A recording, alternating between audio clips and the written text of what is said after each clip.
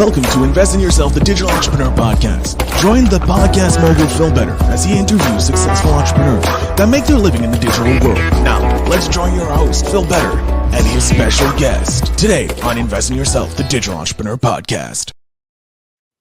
Hello and welcome back to another exciting episode of Invest in Yourself, the Digital Entrepreneur Podcast. I am your host, Phil Better, the Podcast Mogul, and I am thrilled to introduce our distinguished guest today. They are not only a seasoned real estate professional, they are a trailblazer with over 31 years of experience in the industry. As the chairman and founder of Smart Real Estate Coaching, our guest is at the helm of a 4-time best-selling authorship, a Forbes Business Council membership, and a 3-time Inc. 5000 honoree for Fastest Growing Company.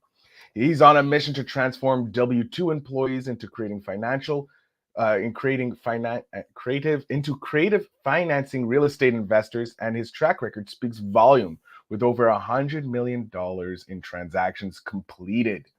As if that's not impressive enough, he is also wearing the hat of host of the globally ranked top 0.5% podcast, Smart Real Estate Coach Podcast. Get ready to delve into the world of real estate transformation and creative financing with our expert guest, because this is an episode you don't want to miss. So without further ado, with me hyping up our guest, please welcome Chris Prefontaine. Chris, thank you so much for being here.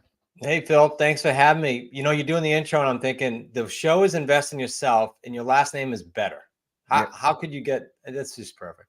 I know. It was like when I was dropped from the skies, they're like, yeah, this guy's going to be making a show about investing. It didn't even dawn on me until 2 seconds ago. Perfect.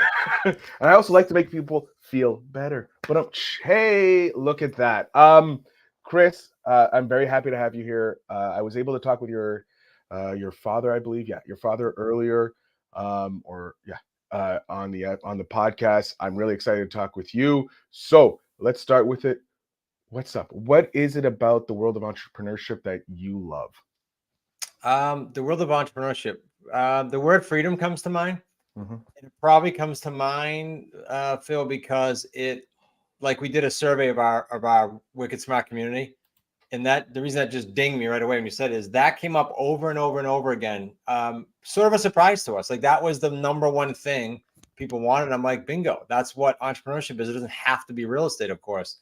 So that's what comes to mind for me. We can dig deeper, but freedom is most definitely top of mind. And what was it about real estate that drew you in? Why was real estate what drew you in? I can tell you what keeps me there now, and I think it was probably the same that drew me in, and that was two things. One is the variety of different niches inside of the real estate umbrella, let's call it, the real estate industry. There are so many different things to do. That can be a curse and a blessing. It can be a curse for someone who goes from shiny object to shiny object. But in my case, I did and still advocate to work on a niche and master the daylights out of it. Like I'm talking 3 to 7 years, and then go, okay, what can I stack on now to that? And the other piece that is interesting then and now, why I'm still here after 33 years in the business, is it's never the same. When I use the word variety, never ever the same. We get deals from students on a weekly basis. We do deals with them in the trenches. And on occasion, still almost weekly, I'll go, well, that's different, and work through it. That's cool. So now, as soon as I'm bored from all that, then I won't be here anymore. So I can't see that happening in real estate. That's what keeps me going. That's what got me in. I love it. Speaking of real estate, obviously, speaking of the deals that you do and how they sometimes completely be like, wow, that's completely new to me. Yeah. What was it like doing your first deal in real estate? A bit of a high, because the visual just came to mind when you asked what was it like. It was a property on a golf course, a house with some extra land, and I had luckily grew up with a father who was in the welding business, but he dabbled in land, and I knew kind of how to subdivide. And then I had a partner that knew the same, so it was a bit of a high because I got to see stuff come to fruition. And I'm talking, I was probably, 25 or 6 at the time. I was still working at my father's welding supply business, but I was dabbling on the side. And that was my first deal. We learned some lessons in it, meaning there were some struggles as always, but we got it to fruition. And there's no cooler thing when you're making a salary. I think at the time I was making like 50 grand for my family company that my father owned, and do a deal that's probably double that, right? And well, that's cool. So that, I can't say that didn't hook me to your earlier question, but maybe it did. I like that. And since then, you've been doing different styles of real estate. You don't follow the same common core where you go to the bank, get the mortgage, and then you go buy the property. You do wicked smart deals. You like to look at things differently, and I love the idea of wicked smart deals, and that especially from Boston. I love how you guys say wicked, nearly everything. So how did that start coming about? Like, how did you start developing these different ideas to finance real estate deals? I wish I could give you this really pretty snazzy answer, but it came about because the 2008 crash hit. I called it a debacle in my first book, but it was ugly for me. So prior to the crash, just to give some context, I did some in the early 90s. I did some building and things like we just explained in the first deal, land and whatnot. Then I owned a brokerage, like most people know. Hey, realtors, I didn't know what I was doing with that. That was a new thing for me. Then I sold to co-op bankers. So I went through that whole process. That was 2000. But then I started working on my own investments, and that it was commercial, residential, a bunch of things, and started coaching people in the realtor field, not investment field, which I do now. And that led to the crash. And so to answer your question, coming out of the crash, I went, whoa, I'm not buying conventional anymore. I'm not signing my name on a loan anymore. And every one of your listeners who bought a home, they personally guaranteed the loan in almost every case. And that can get you in trouble. It did me. So I came out of there going, okay, new rules, time to re-engineer the business, no banks, not using our own cash, or very limited. You got to use some sometimes, but not gobs of it. And only buying on creative terms in general. My book is Real Estate on Your Terms. That's where it came from. So you design it, and it's either owner financing or lease purchase, or what they call subject to existing mortgages, which means I buy your house, but your mortgage stays in your name and I own your house. So those are the only ways we buy. It was a long answer, but that's what got me into creative by default, by pain, if you will.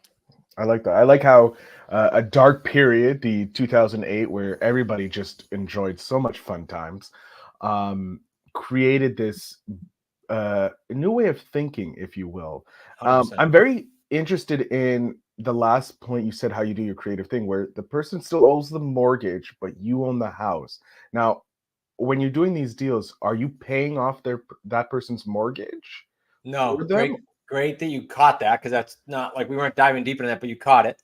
So here's what's really interesting when you talk about investing in yourself too, and that is when there's two different groups of, let's say, two different avatars. When I talk to someone who has a free and clear house, I'm probably talking about them becoming the bank and me making payments to them and owner financing, and they're in good shape, right? So it's a different conversation. Now, other side of the coin is I'll just think of a deal. Someone went through a divorce, not a clean one, ugly one, arguing, just didn't want anything to do with the house, and it was behind 1 month. Now that leads itself to what you just asked, the subject to existing mortgages. So what do? We buy the house. Sub 2 means we buy the house, their loan stays in their name. The wife was I think the wife was in the deed and he was in the loan, or vice versa. They both have to sign off. The house comes to us or our entity, right? I'm being simple, but the loan stays in their name, and the rate's 2.75 or 2.8. Now think about that for a second. In this market, getting houses at the 2, 3, and 4% range, when you cannot do that right now. I'm not gonna say ever again. I'm gonna say not now. For the foreseeable future, those rates are beautiful rates that may never exist again. Yeah. So now, if your question, my answer about the 2, 3, and 4% didn't perk ears, to go, wait a minute, I could get that my own house. Forget being an investor. Just how about if I go learn how to do it to get my own house? That's a cool thing, and I think we're going to get to do that for the next foreseeable future. To your point. So everything stays in their name, and you own the property. How does the payments go? Like this is like a completely foreign to me, because I'm not in real estate. I'm in podcasting, so they're very different. No, you're not alone, Phil, because my son-in-law spoke at the MLS, the soccer convention recently, because they were trying to teach soccer players, professionals making good money, how to transition into the real world. And they wanted us to show them this.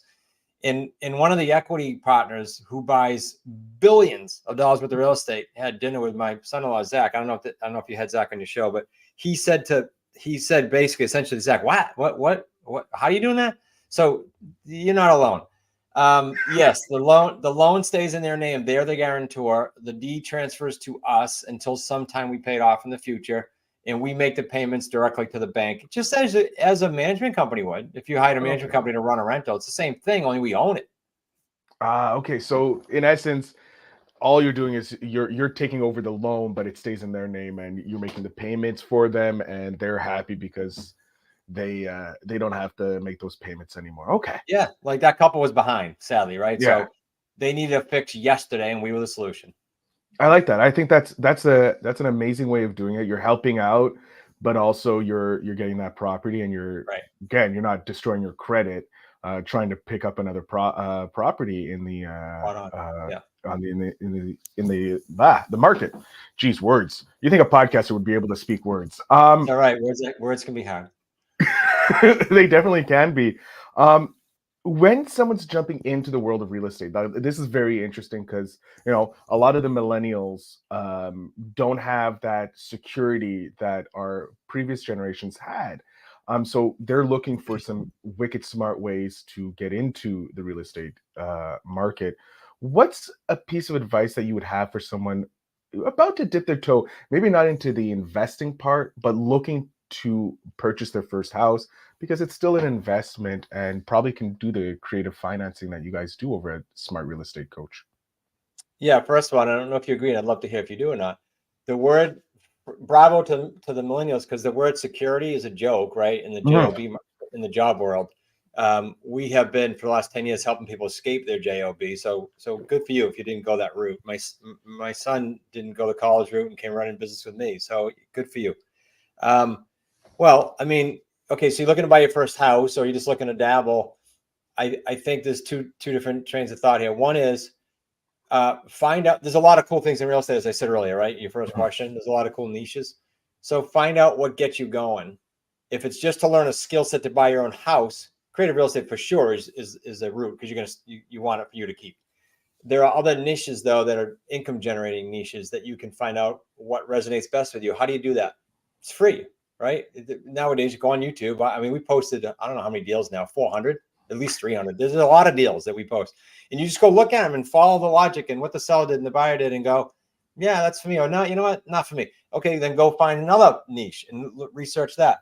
You should be researching for free. You shouldn't have to pay to do that. And then I could talk about coaching and stuff later in the show. But yeah, that's what I would do. Go research for free. That's a short answer. That's great. Like, just research, figure out the stuff that smarter people have figured out, or at least not necessarily smarter people, further along on the journey of real estate have done, investing in that. Do your goal with helping the W-2s leave their JOB, which a lot of people nowadays, like you said, security is a mystical word for us. Why is it so important for you to help W-2s get out of the JOB? Okay, this would resonate if anyone's ever coached even a sport, but coached, mentored, business, sports, doesn't matter. And that is, there's something magical about when anyone coaching can take someone from, I'll call it A through Z, right, to success.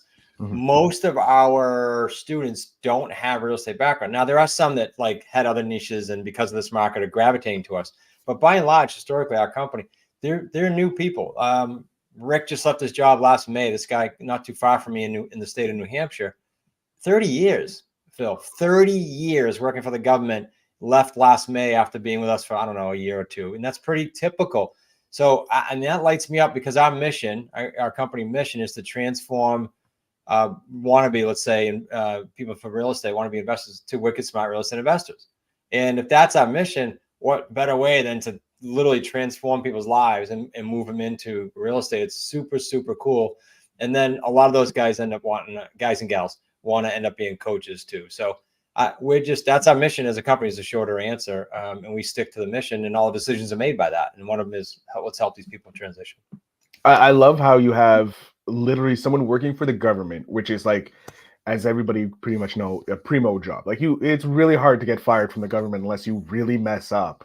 And he's like, that's job security. And he's like, no, gonna do wicked smart, became Yep. wicked smart. And then nearly 2 years later, just walked off the job security for a life of freedom.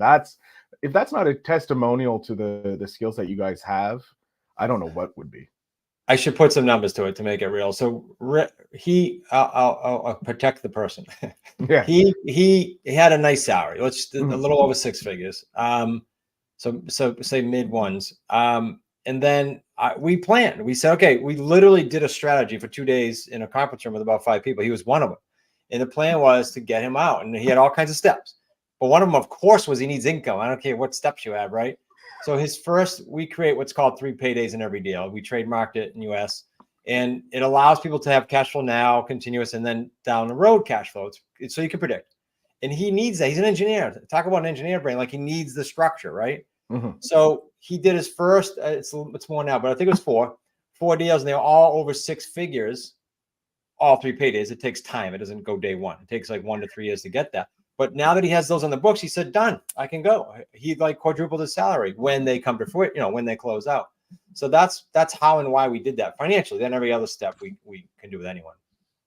That's mind-blowing how a guy who is making 6 figures with the government, with a security of like no one else has, just created a couple deals that set him up for the rest of his life, and he just needs to continue putting those deals in place, and he's pretty much good, more secure, more freedom. Yeah. Where do you see Wicked Smart going in the next 10 years? So I mentioned our mission earlier. We're on year 2 of a 5-year mission to transform those people I talked about and to help families and individuals create the life of their dreams. That's sort of the purpose, those mission and purpose. I don't know what after the first 5 years will be for mission, but right now we are like obsessed with lowering what we call time to first deal, TTFD, and lowering time to first sold and getting those success metrics stronger and stronger. When most companies in our space go, how many units can we sell? Can we sell our courses? We don't care. It's all about doing deals and how quickly they can in the next the 4 years left of this mission. Why? Because if we can get people doing deals more quickly, days wise, why would they leave? Think about it. Our deals are super profitable once you learn it. They're not easy. They're super profitable. So once you learn that skill set, why on earth would you leave? It's a skill set you have for life, as long as you can do deals quickly enough, right? Unfortunately, Phil, there's so many educators and mentors out there, as you know, in every space, not just real estate, that, the rented Lamborghini on Facebook and all these promises like get rich quick tomorrow. That's not us. But I promise you'll have a skill set that you can take for decades and have a field day with it. Yeah, I always have a problem with those people renting the Ferraris or the Lambos and the big houses and saying, hey, can get uber rich. I don't want to be rich. I want to be wealthy. And I think the way you guys are going about it is creating wealth and not riches, because you're changing people's lives and you're helping them create generational changes, because real estate with that income creates generation, because they can take that money and they can put it into another business, can put it into stocks, can put it into, we just had a great person on who works with Blue Collar, who does finances with insurance to create your own bank, and so many amazing opportunities once you get out of the JOB market, because you have time to think and time to learn. Is there a deal that you've done, either through personally yourself or through your coaching, that you were just amazed at how awesome it was, or how how it came together so nearly perfectly? There's a bunch. This building I'm standing in is a good example, coincidentally. So I teach mostly residential because, simple reason, the way we buy can be any asset class, but I teach residential because if not, and I'm from the stage, so to speak, or on virtual, people hear too many options of what they can buy. It's shiny object syndrome all over again. Yeah. So I do start with the simple single families that I know it's the sweet spot that I know they can convert. However, they're going to run into other deals. So we were renting for a few years, and in 2018 we said, well, this is crazy. We're like, we could afford a building, but I refused to go to a bank. So I found this building that I'm standing in today talking to you. It's a mixed-use building on a very busy 4-lane road right here with BJ's directly diagonally across the street. So it's a good area. And the gentleman was no newbie to real estate. He was a landowner in the area. He's since passed, sadly, but he owned a lot of land around here. So he knew what he was doing. He was free and clear. And because he was free and clear, I structured owner financing with him where I made payments to him every month. And then the reason I brought this deal up to your question is it was a mess. I mean, my wife who's been with me, we've been married 37 years. She came in here and said, I'm not seeing what you're seeing. And that's odd for her to do that because she knows how to do rehabs. So I said, okay, just hang in there. So we had a tenant we inherited downstairs. They were immediately paying about 90% of my cost to be here.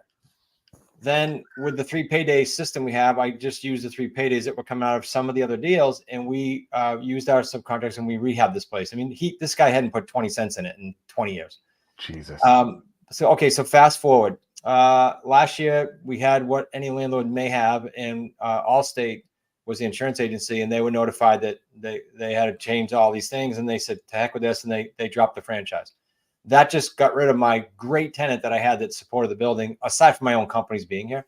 Mm-hmm. Long story short, my agent said, hey, Chris, you want me to lease it, but I'm telling you, you probably can get a really good price for it. I said, okay. I threw a price of $1.2 million out to him, knowing full well that that's crazy.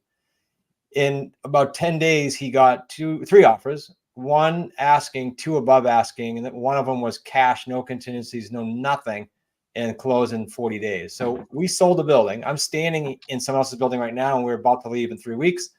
But that deal was sweet because if I showed you the settlement statement right here on the screen, it was about $750,000 net on the HUD.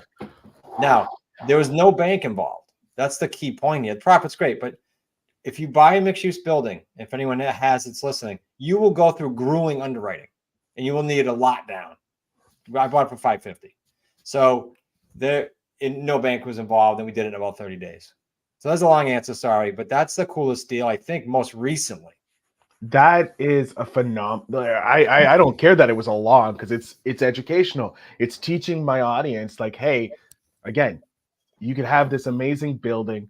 You can figure out finances. You don't need to involve the big institutions, because most people are able to understand, especially if it's a seasoned veteran of the real estate. They understand how the banks eat up most of their profits, and they want to keep those profits in-house. And then, of course, you bought it, and then you're like, okay, peace out, A-Town.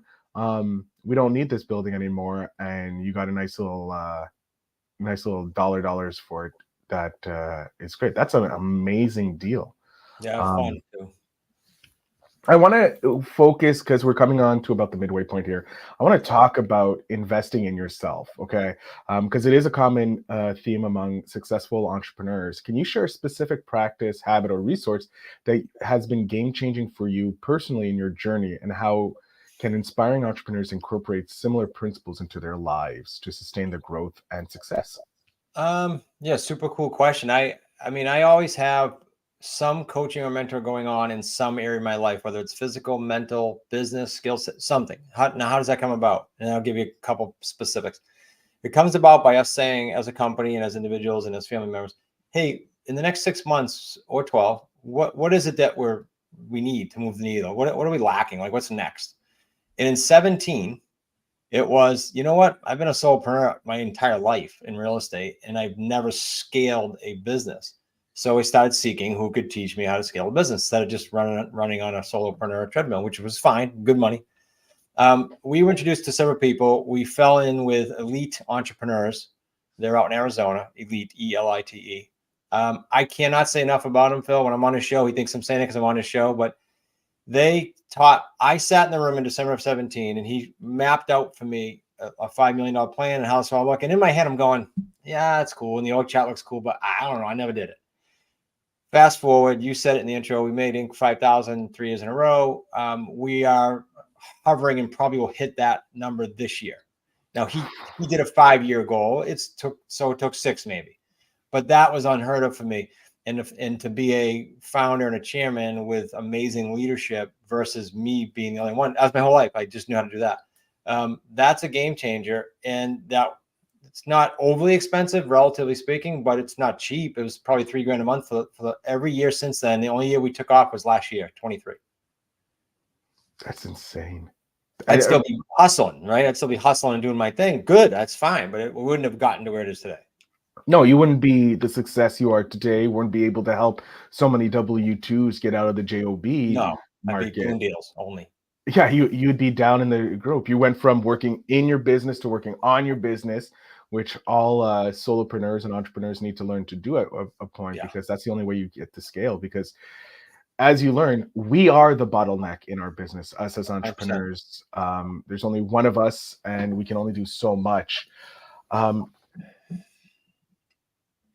Is there something that you want to accomplish before you decide to change roles or move into a different type of lifestyle? Yeah, I'd like to. Everybody knows this. I'd like to have some type of succession plan. We've been working on it for a couple of years because I have two grandkids now. That's my son-in-law and daughter. I have two awesome kids, and so my wife and I now are more about creating experiences. That's sort of my why. My why has been, and it's closer now, and which is make enough money, not for money, and create enough wealth, not for wealth, but to create the experiences that money and wealth can't buy. And we're doing that. And so the more time I can spend on that while transforming lives in the field and be effective where I can be and get everybody else away everywhere else, that's what I'm doing these days. I love it. I love it. I have one. This is a very personal question because it's for my nephew. He's 5 years old. He's going to be, when he turns 10, I want to give him a book of all great advice from amazing entrepreneurs like yourself, Chris. So if you had your 10-year-old version right beside you, right here, right now, talking to you, what's one piece of advice you would love to pass on to that to your 10-year-old self? Two things come to mind. One's hard probably to tell a 10-year-old, but two things come to mind in no particular order. One is the importance of knowing at that age, because I didn't know that anything you want to do has probably some examples of or concoctions thereof close to what you want to do, or someone who has already blazed a similar trail that can help you. And when I say that, I'm not trying to persuade people not to do new things. What I mean is, if you talk to someone who's an inventor, I'm just making this up, and they've done all these, okay, go talk to them then. If you want to create something new, if you want to have breakthrough success in real estate, you want to be if you're 10 years old, you want to be a hockey player, whatever. There's someone that can teach you how to do that. That would be the most important. And the second piece, I said there was two, was I remember having great coaches in hockey that encouraged me and felt like, oh, I can do this. And I also remember coaches that squished me mentally. And I think back on what a joke that was. Well, who were they to tell me that? So telling the 10-year-old, look, mentally, don't let anyone in, except for the people in your family and the people that you're following on the first answer I gave, because that will affect you. It affected me. It probably affects everybody to one extent or another. I think those are some great pieces of advice for a 10-year-old. Find the people that know what are doing what you're doing, and don't let anybody else in your brain because they're all against you. I think those are some great pieces of advice from experiences that you've learned through your time. I do have one final question before we leave, because I'm always interested in this. Since the real estate landscape is constantly evolving, how do you stay ahead of the industry trends and innovation, and what strategies do you employ to adapt your strategies in the ever-changing world? Super interesting, as all your questions were. These are like unique. So in real estate, your question is what I used to do. I used to try to, okay, I got to change here. I got to pivot here. I got to go there. In creative real estate, once you have the skill set, that allows you to pivot in any market, up, down, or sideways. So that's number one. Number two, I'm constantly going online. I'm constantly doing what I said earlier to you, of looking up free videos and other avenues, because things change. Like when interest rates went up recently, the way you title, the way you buy sub 2 that we talked about earlier, properties, has changed slightly. Now, I knew that from a really good asset protection attorney. But how did I know that? I network with him. I go on his videos. I subscribe to his podcast. So you stay plugged into great minds. And the second piece is I'm big with audibles or reading, whether I'm working out or in a car, whatever's applicable. And that's a phenomenal way, because if you get one nugget out of an entire audible book or a physical book, it could be a game changer for you, mentally or physically or financially. I love it. Chris, it's been a pleasure chatting with you. I'm going to jump off screen here. Please let my audience know where they can connect with you, how they can become wicked smart real estate members, or anything like of the likes. Sir, the floor is yours. Love it. Thank you so much, Phil, for having me.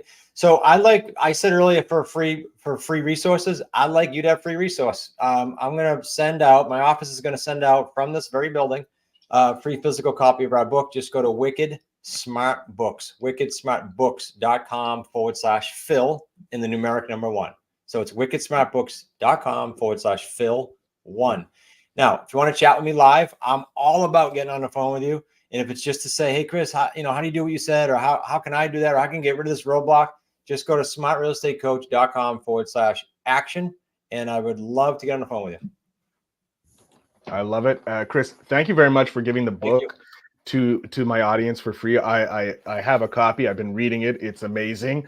It's been jonesing me to get into the real estate market, which is scary because given the real estate market up here in Canada, it's a little scarier, I think, than down in the States. But I am very, very tempted, and I'm probably going to be jumping in this year into real estate. So I want to thank you very much for that. Here to help. If that's not an endorsement for the book, I don't know what is. Chris, again, thank you so much for being here. Appreciate it. To my audience, remember to always invest in yourself and check out those links in the show notes down below, and have a great remainder of your day.